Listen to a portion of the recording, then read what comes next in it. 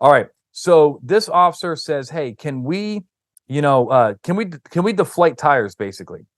So the cop says, "I have a simple, cheap tool that can unscrew the valve in the valve stem of a tire. It does zero damage, and when tightened, can be refilled with a portable air compressor. I also carry it." This officer is prepared to do some deflating. Now, I haven't done it yet, but my question is this. Let's say you have a scenario such as an unconscious sleeping driver who is passed out in an unsafe or odd place that suggests impairment, like at the stoplight, right?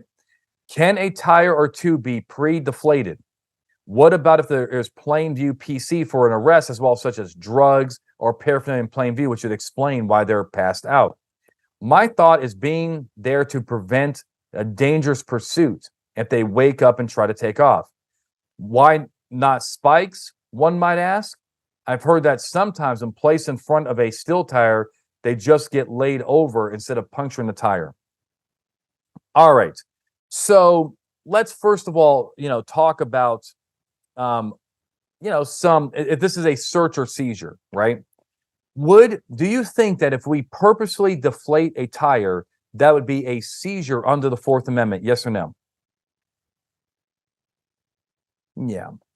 I think the answer is yes, because the definition that I use for a seizure is when, and I think a good case might be U.S. versus Jacobson, is where was when the officer, the government, intentionally interferes with a person's possessory interest. In other words, when the police do something to somebody's possession, and they can no longer use it like they would intend to use it, that is a seizure.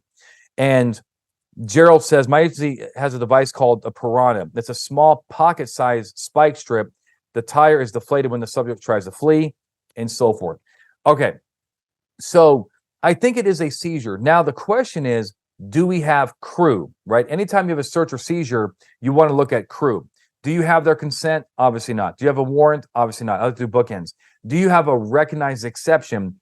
Do you think the courts would understand and be, do you think that this would be like reasonable to try to prevent them from fleeing? And the answer is yes. I think that it would be justified. I think that the courts would understand why you're doing it. But that's not the end all. I do think that there is a concern that you also may have some liability there, because now when they try to escape, they definitely have a car that is not going to operate like they think it's going to operate. And so, what happens if they hit the gas and the car, instead of going straight, veers to the left and crashes? And the plaintiff can kind of prove that the vehicle probably would have went straight back onto the freeway, but instead careened to the left and actually hurt somebody. Can the officer actually be liable for that?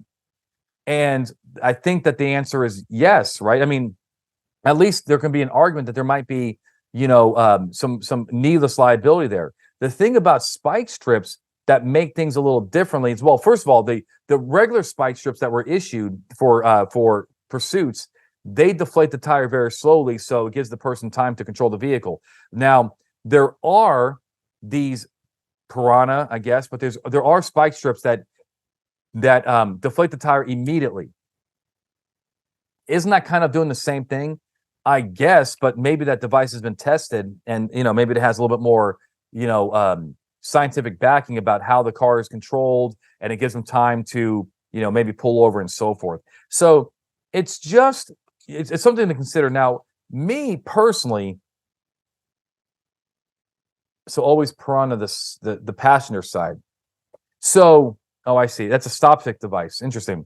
So me personally, why not just block the car in? Isn't that what a lot of cops do anyway, guys? Aren't you blocking cars in, like physically, wouldn't that be the better move?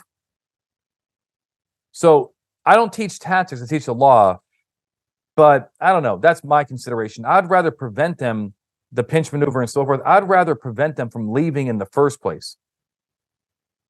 Yeah. All right. That's all I can answer on that. I don't know. I mean, when it comes to liability and tort claims, that's definitely not you know, um,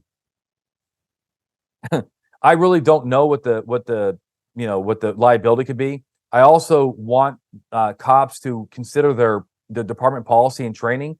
Does your agency train you on deflating tires, or is this something that you're just doing on your own? If you're doing it on your own, is it really worth it to like do something that your agency has not signed off on? It's something to fanboy.